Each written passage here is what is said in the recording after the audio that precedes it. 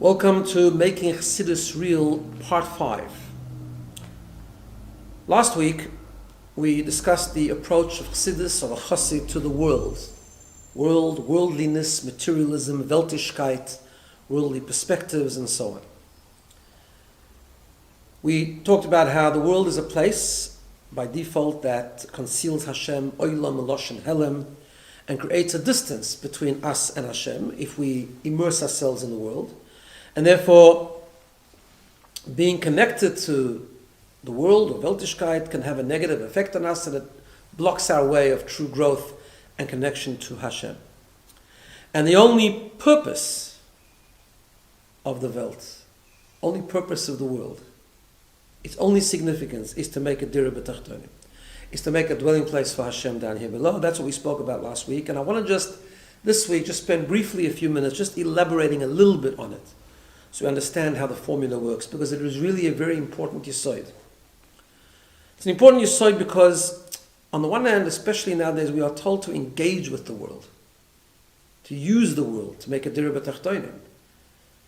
Within ourselves, we have the famous idea of the Baal Shem Tov, not to break the nefesh habamis, but to use the nefesh habamis, our own Welt, so to speak, to use the nefesh habamis, to use the animal soul, and the energy that's in the animal soul to serve Hashem, which is why in the Derech HaBaal Shem Tov we don't place an emphasis on fasting and breaking the guf and so on and so forth.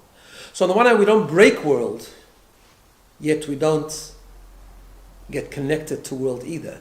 But we use the world to make a dira b'tachtonim. So just to elaborate a little bit on how that all works.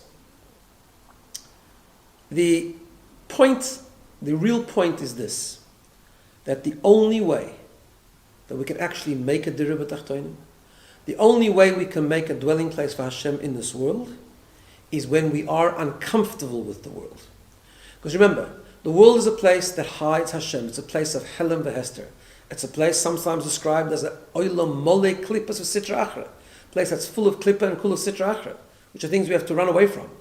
We always have to be uncomfortable with the world. Yet it's that world that's mole klippas sitra achra the Eibishter wanted us to make a dira b'tachtonim in it. So therefore, the only way to do that is not to get comfortable in the world, because when we get comfortable in the world, essentially we are getting comfortable with Helem v'Hester. We're getting comfortable with concealment. We're getting comfortable with the fact that the Eibishter is not revealed. That cannot be the position of a Yid.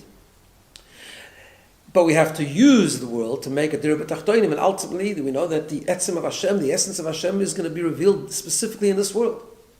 So the world has that ability, that the world was chosen by Hashem to live in, so to speak. Now, of course, as we've said it many times, we'll probably say it many more times, when we have these discussions, it's always important to remember, we're not talking about the madrega that we all have. I don't know how many of us can say that we're truly uncomfortable with the world on some level. We all enjoy the world from time to time. But here we're talking about what is the mindset that we have to have. What is the belief system? First to get the concept clear in our minds, and then try to apply it to the best of our ability. There's a sikha of the Rebbe that the Rebbe said very passionately. It's about when Yaakov said at the end of his life, Una sosani mi Mitzrayim. Take me out of Mitzrayim. And the Rebbe made the comment that Yaakov lived in Mitzrayim, Vayechi, as we mentioned last week. He lived very good years in Mitzrayim. He was able to bring Torah and Kedusha into Mitzrayim. And with all that success, with all that amazing success, spiritual success, of being able to bring Hashem into Mitzrayim, he said, Una sasani mi Mitzrayim. I don't want to remain in Mitzrayim. It's all very good, but I don't want to remain there. Because Golus is not a place for a Yid. Golus, which definition of Golus is a place that hides Hashem. Golus means that the Aleph is not in the word Goila, as we know. It's a place of Helem v'Hester. That's not where a Yid feels comfortable.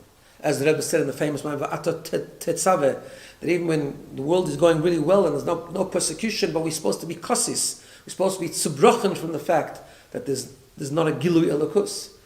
The world of Helem, the world that's not connected to Hashem, the world that doesn't essentially reveal Hashem, is not where we feel comfortable from.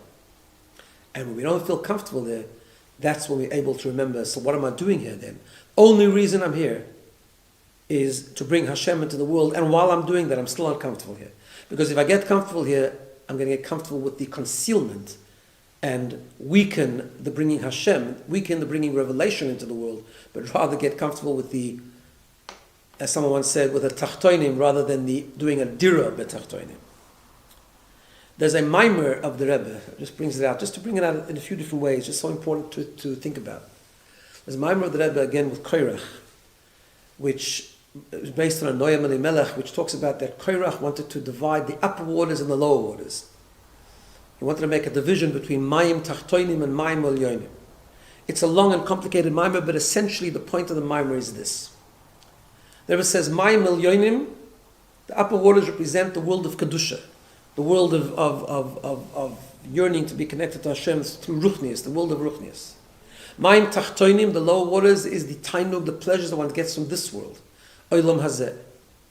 Koirach was rushing the process. Koirach said, why do we need to be connected to Mayim Elyonim? Why does the Zohar tell us that when Hashem created the difference between the upper waters and the lower waters, Mayim Tachtoinim boichin, that the lower waters cry, we want to be in front of the higher waters. We don't want to be here, we want to be by the Mayim Elyonim.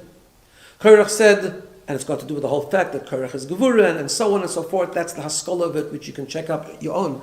But Koirach essentially was saying is, no, the Eibishter is in the Mayim Tachtoinim also. In fact, maybe there's a deeper shayrish. The etzem of Hashem is going to be in the pleasures of this world. And the Rebbe explains, as it explains in many places, that's only when Mashiach comes. Now, in order to bring Hashem into the world, Mayim Tachtoinim boichin. The Mayim Tachtoinim have to be crying and say, we don't want to be here. We want to be before the Mayim Elyon. We want to be involved only in Ruchnis. Are we all the time only involved in Ruchnis? No.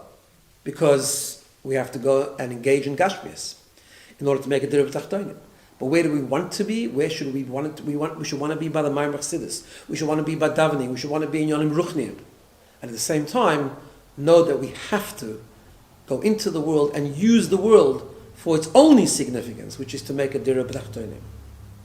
Which of course is a little bit of a complicated process, because Dirib Tachtoinim often means to engage in the world. Like the Rebbe spoke in famous sikhs, we have to use the radio to teach Tanya. We have to use the world. We have to use the Nefesh Habamis. We have to use the world and relate to the world and worldliness sometimes, especially when we go out and Miftsoim and Shlichus and so on and these things, and each one in their own way. We actually have to really engage and as the Lashon goes, to be mislabish b'levushe hamizbarer, to actually go down and engage in the environment of the Welt. But when we do that, it's all the more important to remember, where am I really? Like that famous story of the Rebbe Maharash, where the Chassid decided, he's in business, he wore a short jacket, he always used to wear a long jacket, but when he went to the Rebbe Maharash, he wore a long jacket. And one time he decided, who am I fooling? So he went to the Rebbe Maharash in his short jacket. And the Rebbe Maharash said to him, you think I didn't know that when you go into the world, you're wearing a short jacket when you go into business? But up until now, I thought that when you go into the world, that's a show. You're just doing that for business. When you come here, that's the real you. Now I see that you come here, that's the real you, that's a real problem. And that's such a deep story, because yes, we do need to go into the world of the short jacket, so to speak. We have to go and obviously with guidance and hadracha and so on, that we have to, and always asking shaylas and making sure we're doing the right thing. We always have to be engaged in the world to make a dirib tachtonim, to be meifetz mayonis, to spread Yiddishkeit, to use the world for a keli to elakus, which is the ultimate purpose of dirib tachtonim. But not to get comfortable with that. The real us still has to be the base medrash. The real us has to be the Mayim Chassidus that we learn. The real us has to be yearning for Ruchnis. Mayim tachtoinim boichim. The low waters always have to cry, we don't want to be here. Even though we know that we are here, we're fulfilling the mission, the kavanah, but it only works when we don't want to be here.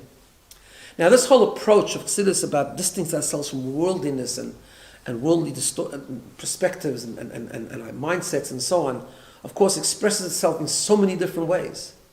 And again, we not all on these madregas, but the idea being, we have to understand the concept at least. Never to have a koch, never to be allergic, to be so worried about starting to enjoy olam hazeh, starting to be involved in olam hazeh, starting to become materialistic. One of the most amazing sayings I've always found is there's a saying, a Chassidish saying, that when it comes to mitzvahs shehaguf nena bohen, Chassidim are not mahader, which means that although Chassidim and Chassidus is very into Hidur Mitzvah, after all, that's part of who we are. As people who try to make Hashem the main part of our life, we try to have a Mehudadik mezuzah, we try to have an extra special tefillin, we try to be extra special in mitzvahs, with Hidurim and Chumras sometimes, and so on and so forth. Yet when it comes to the mitzvahs which the body enjoys, we're not Mahadir. That's why in Chabad we know that we weren't so Mahadir in all the different foods of Shabbos. Of course we eat Suda Shabbos, that's halacha, and we have the traditional foods and so on, but Chassidim were never into the big hidurim of this kind of kugel, that kind of kugel. Why? Because Chassidim were always worried that as soon as we start to engage too much in the Gashmi speaker part of it, we might start to enjoy it. And that's a big problem. In a different way, it has to do with, and it's maybe for a different session which we will do in Mirz Hashem one time, about the Rebbe, Chassidus' whole look, but the Rebbe's view in particular about Limudei Chol. Again, I know Limudei Chol can sometimes be used for the good, and the Rebbe has told certain people to use it for Dirba Tachtoinim and for Lakus and so on, but the default position is that Chochmas Chitzonius, like it says in Tanya, is a very negative thing. It's wisdom, it could be true wisdom, it could be kosher wisdom, but it's wisdom of the world. The wisdom of the world is negative. And so on and so forth, not to have a koch in any like material comfort and all these things. It's all part of the critical formula, which on one hand people think that maybe today is a little bit less, but actually it's the opposite, really. Our maybe on a practical level, it's very different. Of course, we're not the madrega to have viskafia and to stay world and not be involved in world like previous generations. But in our mind, actually, we should be more careful about the world because today we're more involved in the world, even for good reasons.